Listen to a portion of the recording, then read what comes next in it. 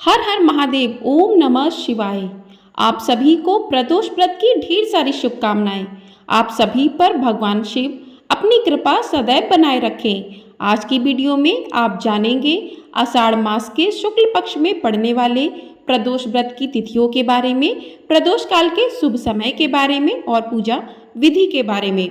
प्रदोष व्रत हर महीने में 2 पड़ते हैं। पहला कृष्ण पक्ष में और दूसरा शुक्ल पक्ष में आता है। प्रदोष व्रत रखने से लोगों को शिव पूजा करने से शत्रुओं पर विजय प्राप्त होती है। प्रदोष व्रत में भगवान शिव और माता पार्वती की पूजा की जाती है। शिव कृपा से भक्तों के सभी दुखों और कष्टों का निवारण हो जाता है। इस व्रत को करने से वैवाहिक जीवन सुखमय होता है और दाम्पत्य जीवन की सभी समस्याएं खत्म हो जाती हैं। हिंदू धर्म में हर महीने आने वाले प्रदोष व्रत का एक विशेष महत्व होता है। तो आइए अब जानते हैं कि आषाढ़ मास के शुक्ल पक्ष की त्रयोदशी तिथि कब से प्रारंभ होगी और कब समाप्त होगी, क्योंकि प्रदोष व्रत हर महीने के कृष्ण और शुक्ल पक्ष की त्रयोदशी तिथि पर रखा जाता है। तो आइए जानते हैं कि त्रयोदशी तिथि कब से प्रारंभ हो रही है और कब समाप्त हो रही है। तो त्रयोदशी तिथि प्रारंभ होगी 18 जुलाई दिन गुरुवार शाम 8:44 से और त्रयोदशी तिथि समाप्त होगी 19 जुलाई दिन शुक्रवार शाम 7:41 पर। 18 जुलाई को 8:44 से त्रयोदशी तिथि प्रारंभ हो जाएगी और 19 जुलाई को 7:41 पर समाप्त होगी। आइए अब जानते हैं कि आखिर प्रदोष व्रत किस दिन रखा जाएगा, क्योंकि इस बार प्रदोष व्रत को लेकर बहुत ही ज़्यादा असमंजस की स्थिति बनी हुई है। तो आइए जानते हैं कि साल 2024 में आषाढ़ मास का शुक्ल प्रदोष व्रत किस दिन किया जाएगा। तो आषाढ़ मास के शुक्ल पक्ष का प्रदोष व्रत 18 जुलाई दिन गुरुवार को ही किया जाएगा। गुरुवार को पड़ने के कारण यह गुरु प्रदोष व्रत कहा जाएगा। गुरु प्रदोष व्रत जुलाई महीने का अंतिम प्रदोष व्रत है और यह आषाढ़ मास का भी अंतिम प्रदोष व्रत होगा। प्रत्येक प्रदोष व्रत पर भगवान शिव शंकर की पूजा करने का विधान है। प्रदोष व्रत की पूजा सूर्यास्त के बाद शुरू होती है। उसी दिन आप भगवान शिव का रुद्राभिषेक भी कर सकते हैं। आपको बता दें कि प्रदोष व्रत 18 और 19 दोनों ही दिन किया जा सकता है। आपकी तरफ जिस प्रकार से किया जा रहा है उस प्रकार से आप कर सकते हैं। 19 जुलाई को त्रयोदशी तिथि 7:41 तक ही रहेगी और 19 जुलाई को सूर्यास्त का समय है 7:21 पर। तो आप यदि इस समय में पूजा कर सकते हैं, क्योंकि सूर्यास्त के बाद प्रदोष काल का समय शुरू होता है, तो उस समय आपको कुछ ही समय का जो है प्रदोष काल का समय मिलेगा।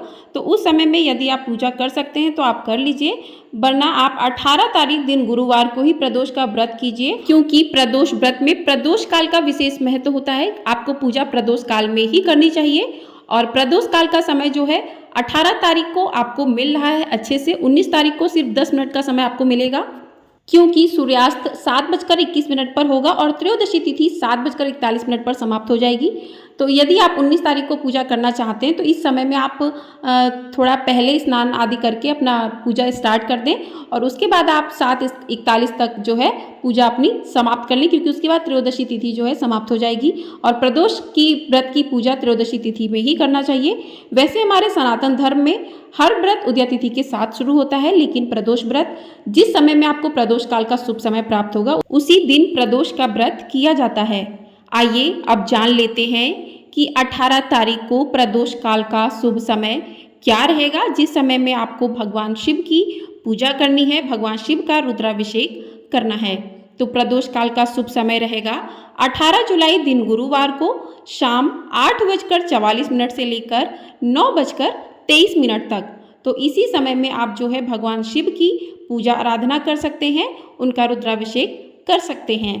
आइए अब जानते हैं कि प्रदोष काल की पूजा आपको किस प्रकार से करनी चाहिए। तो प्रदोष व्रत के दिन आप सुबह जल्दी उठकर स्नान आदि से निवृत्त होकर स्वच्छ वस्त्र धारण करें।